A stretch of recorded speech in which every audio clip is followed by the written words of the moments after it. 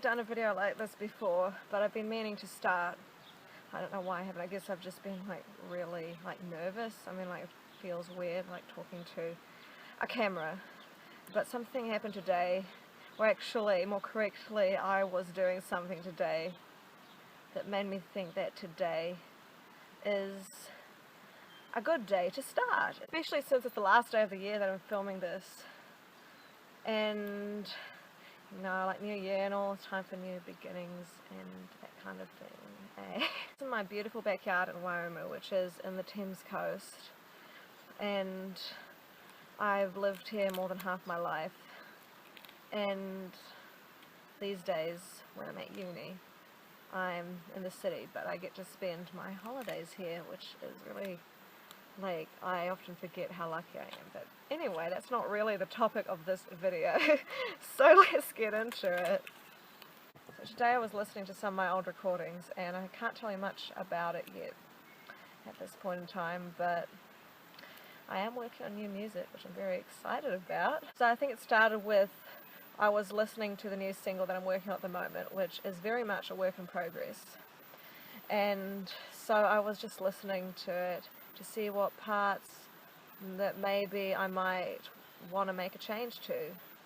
So I was listening to it, and then for some reason I kind of decided to like go on this crazy nostalgia trip and listen to like all my old recordings. I don't mean demos and stuff like the ones I've been uploading to YouTube recently. I just mean all my official studio releases. When it's said like that, it sounds like a lot, but it really isn't. So, just to give you some context, like, let me take you back. So when I was 13, I released my first EP, which was actually my first release ever, and it was called Hello World, and to be honest, it wasn't very good. So it had like 4 songs, and we went into this little studio in Auckland to record them, and it was like a big deal to me at the time. These days it kind of makes me cringe, and there's like this one track in particular that I really, really dislike, and I really wish that I hadn't released it. It's a really bad song. 6:30, that's when we get up, and our mommy has breakfast ready for us. So we printed CDs, and I remember actually this one time my dad actually gave one of the CDs to this like really influential like manager or something. I think that's what he is. And so basically what he said was that my vocals were pitchy and that my lyrics were cliche, which but those things were very true actually. So I actually listened to the whole entire EP today, like all the 4 songs, even the really bad one. And then after that I listened to my Play It Strange single, which I did in 2016, so when I was 15, and that was called Feel the Sun. It was for this competition that we had to write a song about being connected. Like, it was run by Play It Strange obviously, and I was a Waikato regional finalist, so I got to record my song at Roundhead, so it was like wow, like basically a big step up from the EP. And after that I listened to the recent song again that I'm working on, because I really wanted to like track my improvement or something. I guess that was the whole purpose of listening to these songs. One thing that I found like really interesting like about like my earlier recordings, like especially the EP, like it's especially noticeable in the EP, was like the way I used to sing. I used to really hate my voice. I thought it was too deep, and I wanted to like basically like sound like more like a typical like breathy high girl's voice. I always said that I wanted to have a sweet voice, whatever that meant. Like, that doesn't even really mean anything. Like, what? I think part of it came from wanting to stick to those straight lines, so to speak, rather than like stepping outside the lines and trying to have my own style. Like, even what I was writing back then, I was writing like love songs, and I'd never like been in a relationship before, and I was only like 13. So back then what I did was I used to try and change like my voice. I used to try and sing in this certain way with like the intended outcome of trying to sound sweeter.